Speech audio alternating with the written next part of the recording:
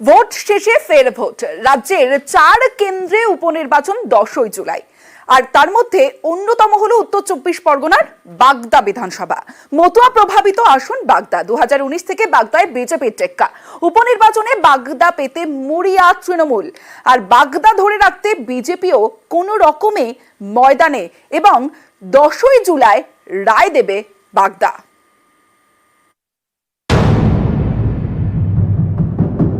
দশই জুলাই রাজ্যে 4 বিধানসভা আসনে উপনির্বাচন।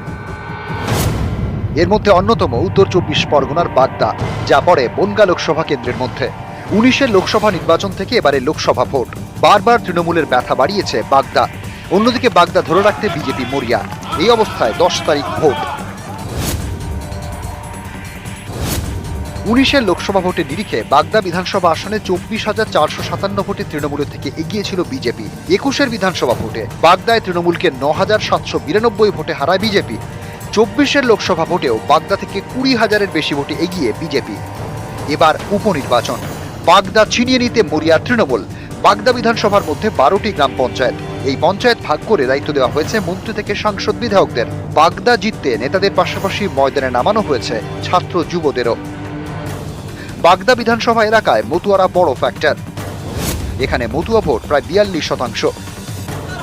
মতুয়া প্রভাবিত আসন জিততে বাগদায় বাজি মতুয়াদের ঠাকুরবাড়ির সদস্য মমতাবালা ঠাকুরের মেয়ে মধুপর্ণা। মতুয়ারা যেমন আমাকে ভালোবাসছে, মানুষ ভরে ভরে আশীর্বাদ দিচ্ছে, যেটা মেবি অন্য কেউ পেতো না, হতে পারে একটা অ্যাডভান্টেজ আমার জন্য আছে। এটা দিদির পাশে আছে বাগদার মানুষরা, বাগদার বাসিন্দারা। সবুজ আবির এবার আমরাই খেলবো। 19-এর লোকসভা নির্বাচন, 21-এর বিধানসভা, তারপর এবার লোকসভা ভোটেও বাগদায় বিজেপির দাপট। উপনির্বাচনে বাগদার সাফল্য বজায় রেখে বিজেপি চাইছে বিধানসভায় তাদের শক্তি বাড়িয়ে নিতে। কিন্তু সেই পথে কি পদ্মের কাঁটা হবে নির্দল? কারণ বাগদায় নির্দল হিসেবে দাঁড়িয়েছেন সত্যজিৎ মজুমদার।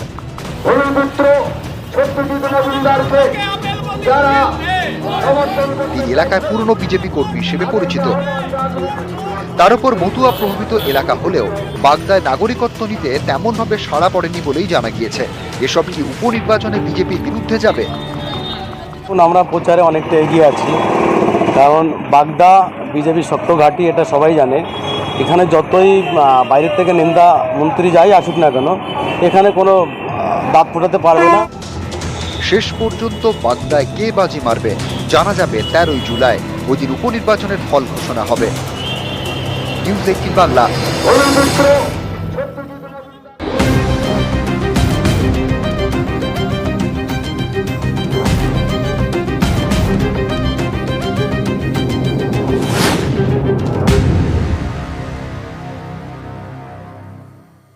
জেলা থেকে সরাসরিতে এবার মালদার খবরের দিকে নজর রাখবো। মুখ্যমন্ত্রী মমতা বন্দ্যোপাধ্যায়ের নির্দেশ এবং সেই নির্দেশে বিভিন্ন জায়গায় এভাবে উচ্ছেদ অভিযান। হাইকোর্টের নির্দেশে মালদায় যেখানে উচ্ছেদ অভিযান আমরা দেখিয়েছি এর আগেও নিউজ 18 বাংলা, এবার সেই রাজ্য জুড়ে হকার উচ্ছেদের মাঝে মালদায় হকারদের পুনর্বাসন। যে ছবি আপনারা দেখছেন এটা উচ্ছেদের দিনের ছবি আপনাদের দেখাচ্ছি, হকার উচ্ছেদ। কিন্তু আজ এই মুহূর্তে যে ছবি দেখাচ্ছি সেখানে মালদায় হকারদের পুনর্বাসন। ইংরেজবাজার পুরসভার উদ্যোগে চালু হলো গৌরবঙ্গ হকার্স কর্নার। 5ই জুলাই যে উচ্ছেদের ছবি আমরা দেখেছিলাম, কিন্তু আজ ঠিক অন্য ছবি। একদিকে হাইকোর্টের নির্দেশে উচ্ছেদ অভিযান, অন্যদিকে পুনর্বাসন। সরাসরি চলে যাব, আমার সঙ্গে রয়েছে সেবক।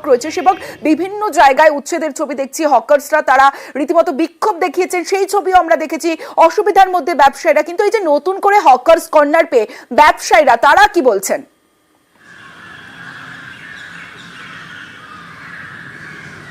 একদমই দেখো তমশ্রী, তুমি যেমনটা বলছিলে যে রাজ্য জুড়েই জবরদখল উচ্ছেদ বিরোধী অভিযান চলছে, তার ব্যতিক্রম না মালদা।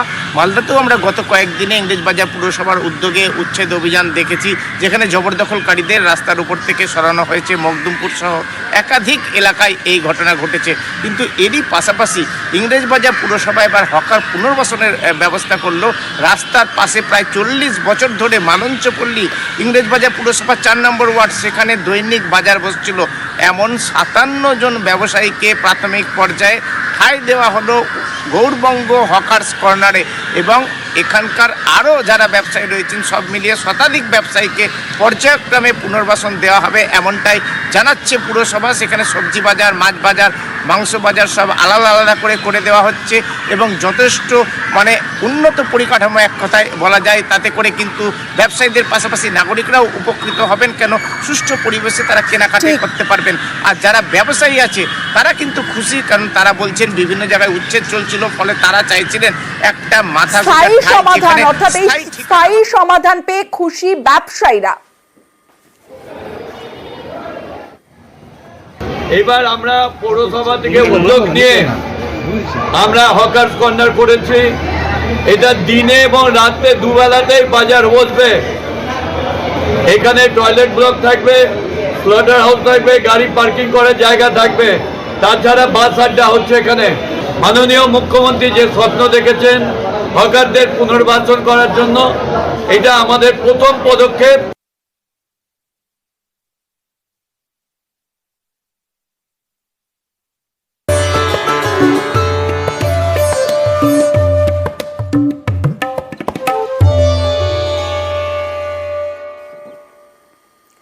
জয় জগন্নাথ। বিভিন্ন জায়গায় রাজ্য জুড়ে এবং বিভিন্ন জায়গায় ধুমধাম করে পালিত হচ্ছে রথযাত্রা। তারাপীঠের ছবিটা প্রথমে আপনাদের দেখাবো। তারাপীঠে রথযাত্রায় ধুমধাম। এখানে রথে ঘোরানো হয় রাজবেশে আজ তারা মা, এবং তাকে ঘোরানো হয় রথে চেপে মন্দির প্রদক্ষিণ করানো হয়। প্রতি বছর এই রথযাত্রা দেখতে ভিড় করেন কয়েক হাজার পুণ্যার্থী। সরাসরি তারাপীঠ থেকে রয়েছে আমার প্রতিনিধি অক্ষয় দিবার রয়েছে। অক্ষয়, রথযাত্রায় আমরা প্রতিবার দেখি যে রাজবেশে তারামাকে সাজানো হয়, তারপর রথে করে ঘোরানো হয়। এটাই প্রতি বছরের রীতি এবং প্রতি বছর প্রচুর ভক্ত সমাগম হয়। আজ এই মুহূর্তে ঠিক কি ছবি?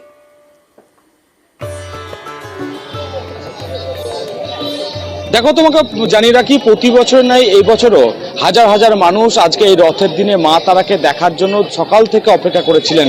আজকে দুপুর 3:30 নাগাদ মা তারাকে রাজবেশে সাজানো হয়, তারপর 5 রকম মিষ্টি দেওয়ার পর বিশেষ যে ভোগ দেওয়া হয় আজকে রথের দিন, জিলেপি ভোগ, সেই জিলেপি ভোগ দেওয়ার পর আরতি করার পর মা তারাকে রথে চড়ানো হয় এবং গোটা তারাপীঠ এলাকা পরিক্রমা করানো হয় মা তারাকে। কিছুক্ষণ আগেই সেই রথযাত্রার যে পরিক্রমা তারাপীঠ জুড়ে, সেই পরিক্রমা শেষ হয়েছে। এই মুহূর্তে মা তারাকে গর্ভগৃহে নিয়ে যাওয়া হয়েছে, সেখানে মা তারাকে স্নান করানো হবে, আবার রাজবেশে সাজানো হবে, তারপর যে সন্ধ্যা আরতি, সেই সন্ধ্যা আরতির পর শীতল ভোগ নিবেদন করা হবে মা তারাকে। এবং বলে রাখি, প্রতি বছর বহু দূর দূরান্ত থেকে মানুষজন রথের দিন এই একটা দিন অপেক্ষা করে থাকেন, তার কারণ মা তারাকে একদিন গোটা তারাপীঠ এলাকা পরিক্রমা করানো হয়। সেই মতো এই বছরও কিন্তু সাধারণ যারা দর্শনার্থী তাদেরও কিন্তু ভিড় ছিল চোখে পড়ার মতো। বেশ বোঝা যাচ্ছে।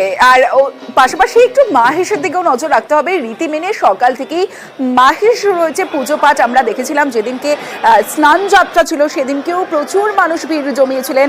আর আজ রথযাত্রা উপলক্ষে মাহেশে ভক্ত সমাগম, লক্ষ লক্ষ মানুষের ভিড়। 628তম রথ উৎসব এবার মাহেশে। সরাসরি চলে যাব, রানা রয়েছে আমার সঙ্গে, রানার সঙ্গে কথা বলবো। রানা, স্নান যাত্রা থেকে আমরা দেখছি বিভিন্ন মানে সব সময়ের ছবি, স্নান যাত্রাতেও প্রচুর মানুষ ভিড় করেছিলেন, আর এই মুহূর্তেও তুমি যেখানে রয়েছো প্রচুর মানুষের ভিড়।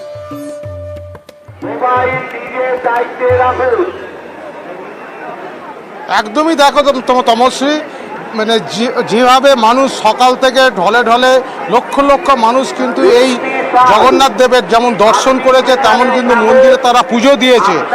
ঠিক 4:30 কিন্তু রথের দড়িতে টান হলো, এখনো পর্যন্ত কিন্তু সেই রথের চাকা কিন্তু এগিয়ে যায়নি মাসির বাড়ির দিকে। ফলে তুমি বুঝতেই পারছো এখনো কিন্তু বহু ভক্তরা তারা কিন্তু একটু রথের দড়িটাকে হাত দিয়ে ছোঁয়ার অপেক্ষায় রয়েছে। তুমি ছবিতেই দেখতে পাচ্ছ যে আমার পিছনে সারি সারি মাথা, তাদের মুখ হচ্ছে একদম রথের দিকে। ফলে সেই রথ কতক্ষণে মাসির বাড়িতে আসবে সেটাই কিন্তু মানে অপেক্ষায় রয়েছে সমস্ত ভক্তরা। পাশাপাশি তোমায় জানিয়ে রাখি যে পাশাপাশি কিন্তু পুলিশের যে কড়া নজরদারি সেটা চলছে, ড্রোনে নজরদারি চলছে। ফলে এখনো পর্যন্ত কিন্তু সুষ্ঠুভাবে রথের টান হলো, রথের চাকা কিন্তু 50 ফুটের বেশি কিন্তু এগোয়নি। বেশ বোঝা যাচ্ছে রানা, কারণ প্রচুর ভক্ত সমাগম হয়েছে, তাই এগোচ্ছেও ধীর গতিতে, নিরাপত্তার ব্যবস্থা। অন্যদিকে একটু যদি ইসকনের দিকে নজর রাখবো, কারণ ইসকনে রথযাত্রা ঘিরে কলকাতার ইসকন মন্দিরেও ভিড়। সকাল থেকে মন্দিরে বিশেষ পুজো, মন্দিরে দেশ বিদেশের ভক্তদের ভিড়। মুখ্যমন্ত্রী মমতা বন্দ্যোপাধ্যায় তিনিও যান, পুজো দেন। বিভিন্ন অনুষ্ঠানের মাধ্যমে ইসকনে এই রথযাত্রা পালন করা হচ্ছে। মুখ্যমন্ত্রী মমতা বন্দ্যোপাধ্যায় তিনি যান ইসকনে গিয়ে তিনি পুজো দেন এবং সেই মুহূর্তের ছবি দেখাচ্ছি আপনাদের। কলকাতা ইসকনেও ধুমধাম করে পালিত হচ্ছে রথযাত্রা।